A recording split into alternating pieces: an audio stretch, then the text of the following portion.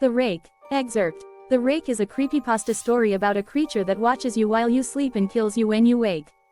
Nobody really knows if the creature exists, whether it is an urban legend or a ghost story. During the summer of 2003, events in the northeastern United States involving a strange, human-like creature sparked brief local media interest before an apparent blackout was enacted. Little or no information was left intact, as most online and written accounts of the creature were mysteriously destroyed. Witnesses told stories of their disturbing encounters with a creature of unknown origin. Emotions ranged from extreme fright and discomfort to an almost childlike sense of playfulness and curiosity. While their published versions are no longer on record, the memories remained powerful. Several of the people involved began looking for answers. By 2006, nearly 24 documents had been collected, dating from the 12th century to the present day and spanning 4 continents. In all cases, the stories were almost identical. What follows are brief excerpts from the documents. A suicide note, 1964. As I prepare to take my life, I feel it necessary to assuage any guilt or pain I have introduced through this act. It is not the fault of anyone other than him. For once I awoke and felt his presence, and once I awoke and saw his form. Once again, I awoke and heard his voice and looked into his eyes. I cannot sleep without fear of what I might next awake to experience. I cannot ever wake. Goodbye. Found in the same wooden box were 2 empty envelopes addressed to William and Rose, and 1 loose personal letter with no envelope. Dearest Linny, I have prayed for you. He spoke your name. A journal entry translated from Spanish, 1880. I have experienced the greatest terror. I have experienced the greatest terror. I have experienced the greatest terror. I see his eyes when I close mine. They are hollow, black. They saw me and pierced me. His wet hand. I will not sleep. I hear his voice. A Mariner's Log, 1691. He came to me in my sleep. From the foot of my bed I felt a sensation. He took everything. We must return to England. We shall not return here again at the request of the Rake. A witness statement, 2006. 3 years ago, I had just returned from a trip to Niagara Falls with my family for the 4th of July. We were all very exhausted after a long day of driving, so my husband and I put the kids to bed and called it a night. At about 4 a.m., I woke up thinking my husband had gotten up to use the restroom. I used the moment to steal back the sheets, only to wake him in the process. I apologized and told him I thought he got out of bed. When he turned to face me, he gasped and pulled his feet up from the end of the bed so quickly that his knee almost knocked me out of the bed. He then grabbed me and said nothing. As my eyes adjusted to the dark, I was able to see what caused the strange reaction. At the foot of the bed, sitting and facing away from us, there was what appeared to be a naked man, or a large hairless dog of some sort.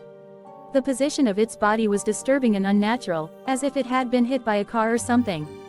For some reason, I was not instantly frightened by it, but more concerned as to its condition.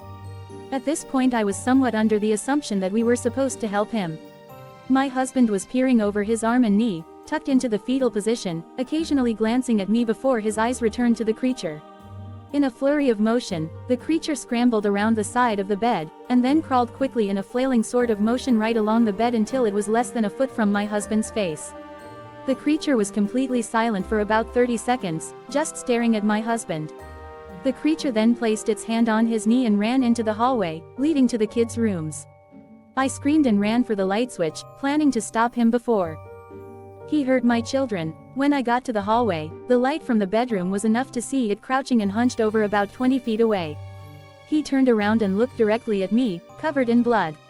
I flipped the switch on the wall and saw my daughter Clara. The creature ran down the stairs while my husband and I rushed to help our daughter. She was very badly injured and spoke only once more in her short life. "He is the Rake," she whispered. That night, while rushing our daughter to the hospital, my husband drove his car into a lake. He did not survive. Being a small town, news got around pretty quickly. The police were helpful at first, and the local newspaper took a lot of interest as well. However, the story was never published and the local television news never followed up either. For several months, my son and I stayed in a hotel near my parents' house. After we decided to return home, I began looking for answers myself. I eventually located a man in the next town over who had a similar story. We got in contact and began talking about our experiences.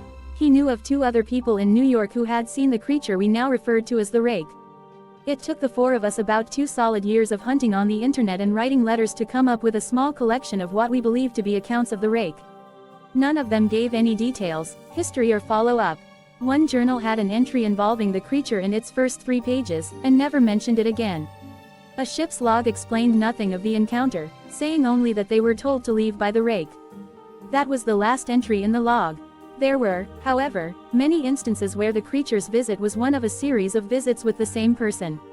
Multiple people also mentioned being spoken to, my daughter included. This led us to wonder if the rake had visited any of us before our last encounter. Every night, for 2 weeks, I set up a digital recorder near my bed and left it running all night. Each morning, when I woke up, I would scan through the sounds of me tossing and turning in my bed.